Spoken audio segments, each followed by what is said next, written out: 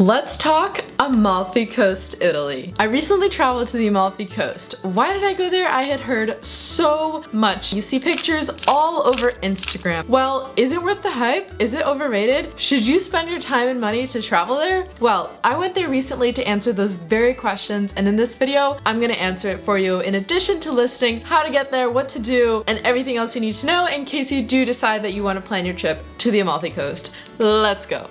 How do you get to the Amalfi Coast? You have two main options. You can either go from Rome or Naples. I chose to fly into Naples. I spent one night there. I got some very delicious pizza. There are multiple options for how to actually go from Naples to the coast. You can either take a ferry from Naples to Positano or Amalfi, a taxi, which is going to be very expensive, around 200 euros, hire or rent a car, which I would not recommend if you're going during the busy tourist season because the roads to get to Amalfi are windy, mountainside, and packed. And also, like, parking is a whole other thing. I don't even know how you would attempt to find parking there. I wouldn't recommend renting a car. And then the last option is public transport, which is what I decided to do, and I really loved it. And so, well, I didn't love it, but as far as options go, I thought it was a great option. And so basically from Naples, I took the train. It was 2 or 3 euros to get me to Sorrento. In Sorrento, I got a bus, and then the bus took me all the way to Amalfi. The bus ride was actually very beautiful and very scenic. You're all along the coast. Sometimes you're like looking down and you're like, how in the world? Oh my gosh, these bus drivers are mad skilled. But that's what I did. You do have to wait in lines, but honestly, that's Amalfi in the summer, and I thought it was a great option. From getting around on the Amalfi Coast, you then have multiple options as well. The most popular are public transport, which is taking a bus along the different stops from Amalfi to Positano to Sorrento and the other stops along the way, or taking a ferry along the water. I did both. I took the bus on the way in, and then I took the ferry on the way out, and I really liked both. I liked seeing the land from the land and then the land from the water. Another option is to rent motorbikes. You always see that classic picture of the little motorbike with the mountains and everything in the background, and it's so Italy summer. You can definitely rent one. Just be very careful. As I said earlier, the roads there are wild, and you should definitely know what you're doing, especially next to those massive buses on those tiny roads. I was like, oh my god, please be careful, people. Where to stay and for how long? I stayed in Amalfi for 2 days and then Positano for 2 days, and I found that was a perfect amount. In Amalfi, I actually stayed in a town sort of right on top of Amalfi in the mountains called Aggirola. I thought it was so beautiful. So beautiful. A little mountain hidden gem. This is a great hiking spot if you're into nature and the outdoors. It's a great spot to get away from the busyness and craziness of Amalfi during the day and then go retreat there at night. It's also the spot where the popular Path of the Gods hike is in Amalfi, and then Path to Amalfi. Those are some hikes that you can do around there. I stayed in an Airbnb farm stay. The name of it was Spacious Room and Typical Local House, Amalfi Coast. The owners were so kind and welcoming. The restaurant that they have right on the property, oh my gosh, so delicious. I recommend doing the full restaurant experience with the appetizer, the main course, the second course, the third course, the dessert, the wine,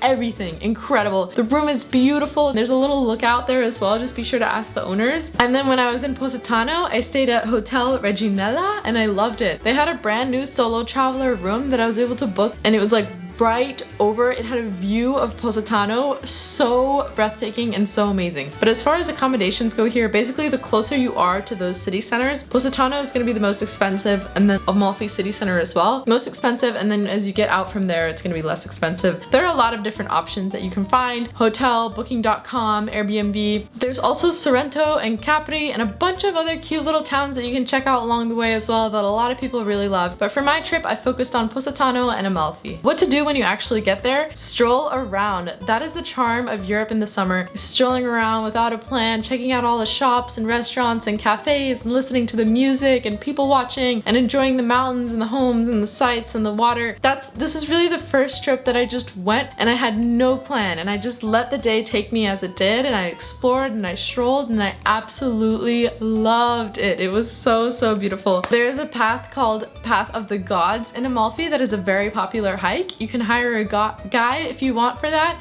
You can hire a god. You can hire a guide for that if you want. The guide that I met there that was so amazing, Hiking the Sky Amalfi Coast is his Instagram name. He offers tours of all the different best hikes to do in the Amalfi area. The other recommendation that I have is in Positano. There's a fun nightclub called Music on the Rocks. The atmosphere, the ambiance, it's right on the water. It's so incredible and so unique. It's literally in a cave. Their music's amazing. What I would recommend is that you go a little bit earlier for cocktails, enjoy the music and the atmosphere, and then dance the night away. It's so much fun. Another thing to know about the beaches here is that the beaches are very beautiful and very picturesque, but know that they aren't the typical fine sand beaches that you'll see in other places. They're actually rocks on the beach. That's something to prepare for. When I went in July, the water was very, very cold, but it feels very refreshing after a day of soaking in the sun. As far as best photo spots go, everywhere. Like any corner that you're walking here, there are beautiful flowers and cute homes and colorful little shops that have their little lemons set up. I would recommend just going here with an open eye, a creative heart, and you'll find photo spots everywhere to capture beautiful memories for your trip. Of course, those popular photo spots that you see on Instagram, you're gonna see those when you go there. Amalfi and Positano aren't that big. It's really just those areas. Positano is the typical picturesque one that you see all over Instagram. So I would recommend walking along around the beach area. There are like roads that take you up around the beach that give you that view of Positano at sunset or sunrise. It's gonna be incredible. If you wanna go when you can get shots with no people in it, then I would recommend sunrise on the beach with those beach chairs. If you get there before 8 or 7 a.m. I believe, you won't even have to pay for a seat there. You can just relax, take photos, have a great time. And then the most iconic view, I think the best view of the Amalfi Coast is from the water. So a fun activity as well is to rent a boat for a day. There's so many companies all around the ferry docks that are offering these experiences, and you can also book online, be able to have a boat tour, enjoy the day on the boat, and see the coast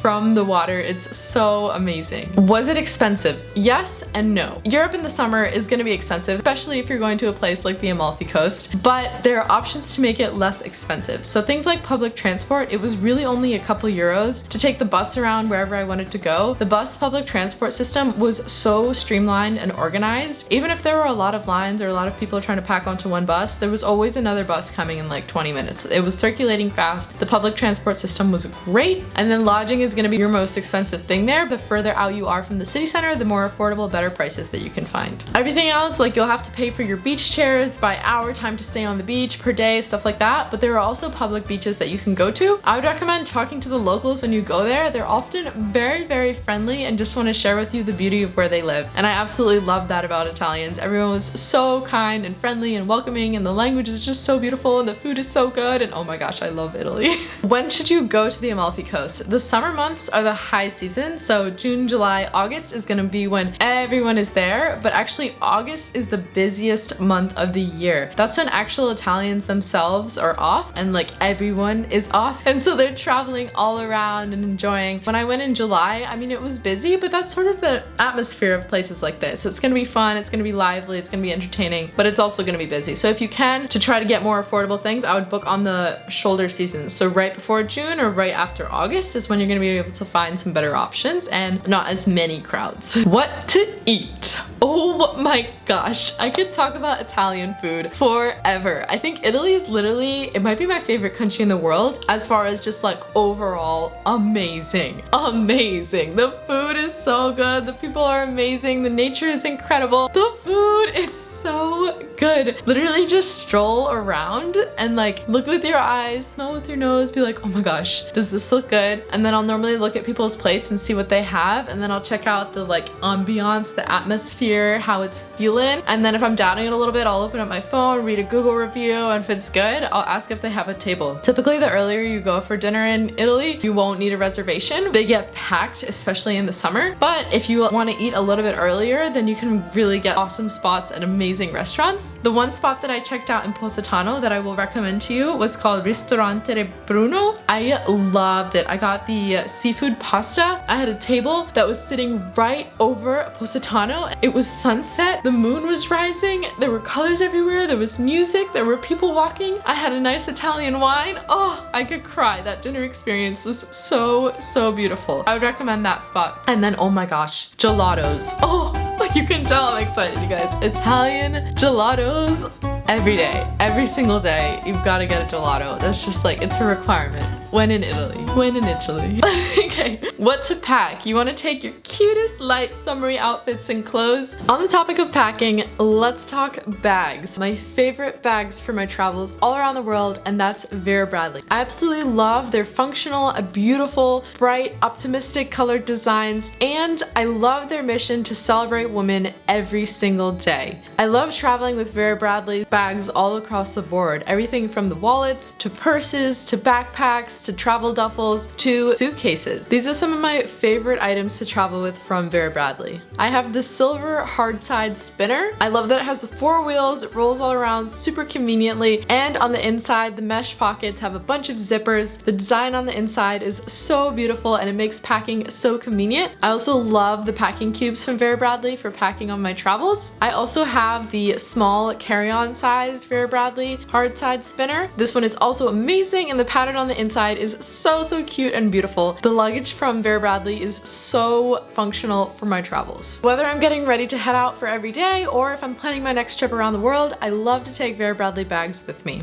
The one thing that I would strongly recommend to you guys is to pack light. What Instagram doesn't talk about is all the stairs all over Amalfi. Stairs everywhere. So basically you can pay for someone to help you with your luggage at the ferry, or you can try to be strong and do it yourself. That's what I did because my ego and my pride was like, no, I got this. Hundreds of steps, stone steps, up. Hot sun, it's tough. I was dripping sweat, but yeah, just prepare for a lot of stairs. And good walking shoes. I love to have a classic pair of sneakers that I can wear all over, and I find this best for Italian summer. How long to go for? You honestly don't need more than a few days in each place. Obviously, if you want to have a super relaxing time and chill by the beach and relax and enjoy, then spend all the time you need. But if you're more of an adventure traveler like I am, you like to see and experience and have fun and see new places, I thought a couple of days in each place was good. A lot of people only do day trips as well, so there are also multiple options for day trips that you can take from Naples, where they'll take you to the highlights of Positano and Amalfi. You can do it by water, you can do it by land, and that's another great option as well. Alright, so my thoughts. What did I think? Is the Amalfi Coast overrated? Is it worth the hype? Should you go? The Amalfi Coast is all over Instagram and social media, so I was like, is it overrated? Or does it have this reputation for a reason? And it's one of those places that has that reputation for a reason. Your girl loves nature and a little touch of luxury, and this was exactly that. The mountains are so stunning, the homes are beautiful, the charm of every single boutique and restaurant is amazing, people are so kind, the food is incredible, the water is so lovely. It's just one of those places that you have to see and experience in your lifetime. You can never go wrong with a trip to Italy. The Amalfi Coast is so beautiful and lovely. I so strongly recommend it. I hope you enjoyed. If you did, be sure to like, comment, and subscribe. It helps support my channel. My name is Mahna from Mahna Travel. I make travel vlogs of my travels and adventures all over the world. This is baby Bella and she's the cutest baby ever. Alright, I will see you guys in the next video. Ta-ta! Say bye, Bella! Bye!